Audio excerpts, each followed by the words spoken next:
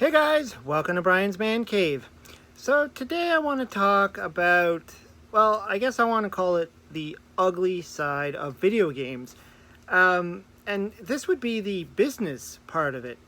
Now, when I was a kid, anybody my age probably remembers growing up with video games. We went to the arcades. We went to, we bought we had the consoles like the Atari and the Nintendo or whatever, and we just enjoyed ourselves. We played video games, but of course, behind that, other than the enjoyment of the customers, there was the whole business aspect of it.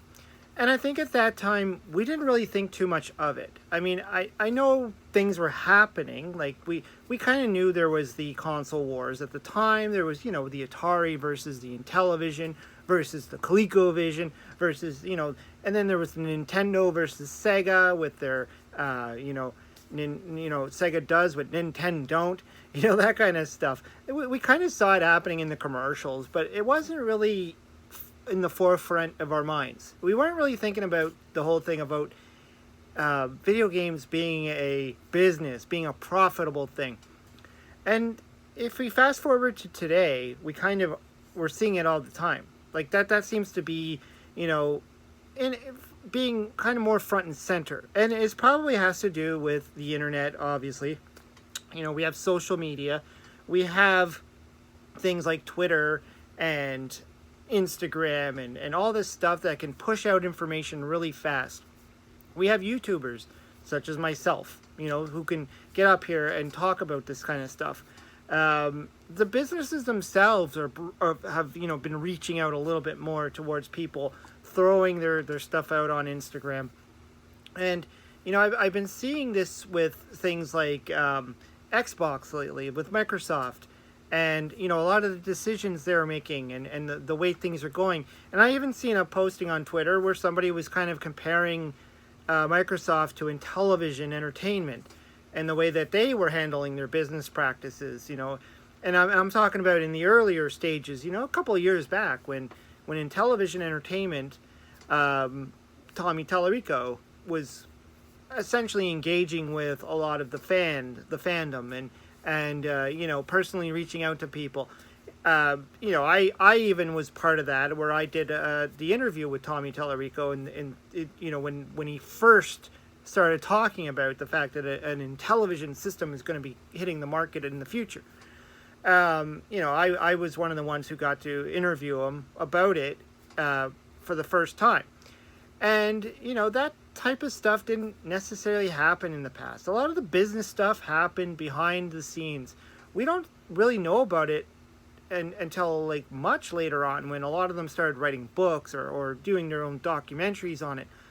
And at that time, I don't think the whole business side of video games, the ugly side of video games, was really exposed too much. Maybe some people were in tune to it. Maybe they saw what was going on.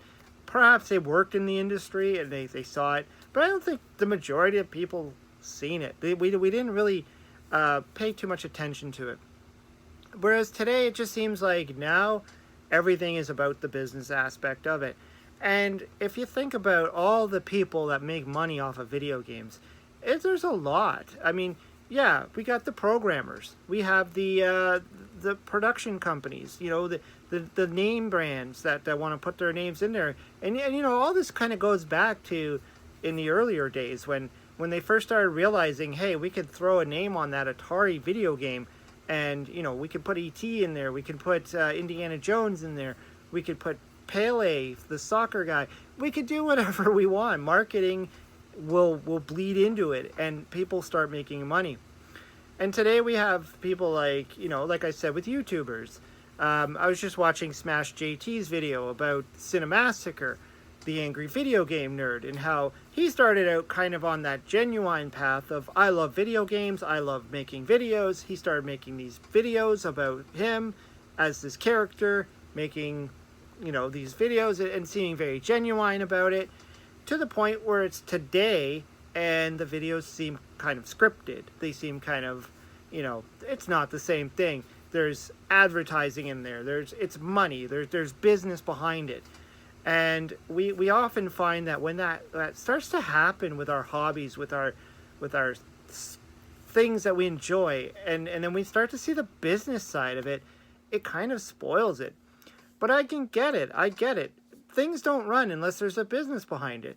Even with me, I mean, I don't make money off of this. Well, I can't say I don't make any money. I make a little, like a tiny sliver of money because the channel's monetized. And I did that in the very beginning, back when YouTube just allowed anybody to monetize the channel. And that was just what I learned when I started to figure out how to make a channel and what you're supposed to do. And that's what they said: monetize the channel, do this, do that. So I did it. But I don't have any sponsors. I don't have commercials. I don't have anything.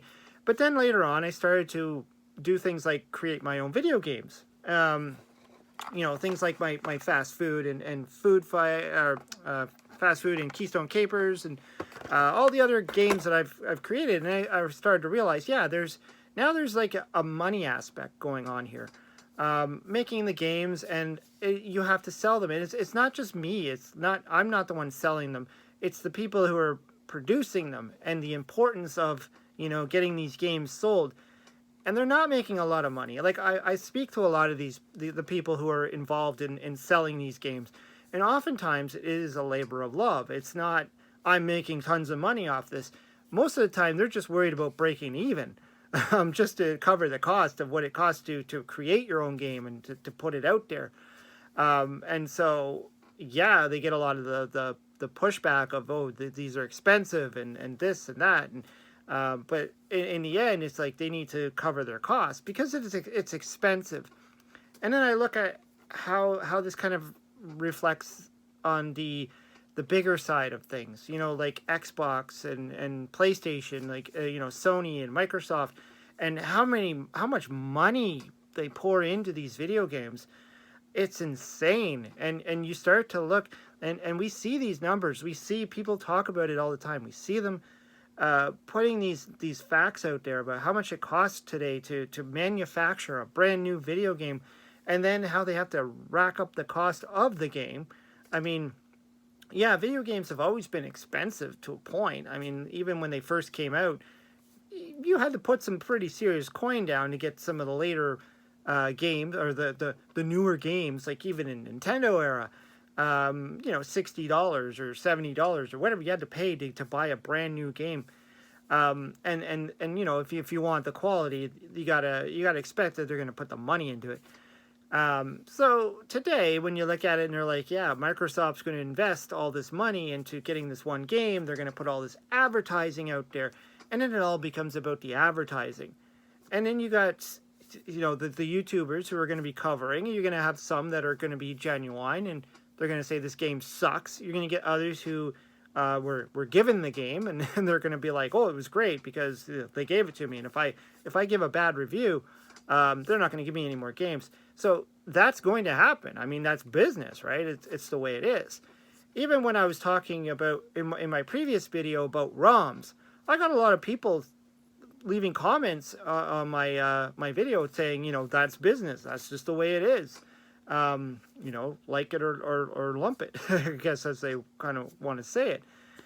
And so, yeah, you start to see how something like video games can be turned into something as I don't want to say horrible, but like I'm saying, the uglier side of it, where it's all about making money at some point. And yeah, like, we still want to enjoy these games, and like the news that I've been hearing now about Xbox, like, I think that's the most recent news anyways, Microsoft, about how they're handling the games, and they're going to start putting them on multiple systems and all this other stuff. The same route that the Intellivision Entertainment took, where they're like, we're going to start putting the games out because we need to start making money. And everybody's coming back going, well, now it's not proprietary anymore. Now there's not a console war because the games are now being sold on all these multiple systems. It doesn't matter what system I buy. It's just creating this whole craziness of what's going on in the video game industry. It's, for me sitting here in the sidelines just watching it, it's a very interesting thing that's happening. And like I said, in the past, I never thought about the business side of it. I never thought about how much money Nintendo was making, or how they were, handling their business practices, and even when they were doing their Nintendo versus Sega thing. To me, it was just healthy competition. Now I start to realize this is not about healthy competition. This is about bottom line. This is about making money, and we're starting to see it with people reviewing games. We see it with people designing games. We see it with companies producing games and manufacturing games. We're going into a digital era, which is, remove all the physical media because that costs money, and subscription services, the whole thing. It's very interesting, and I think it's open for discussion. I think a lot of people want to talk about it. Anyways, let me know what you think about the whole subject of the ugly side of video gaming. I just find it kind of fun and fascinating, and it kind of wonders where we're going from here, and what's going to happen to video games. Anyways, let me know what you think. Throw some comments down below. Hope you subscribe, and talk to you later.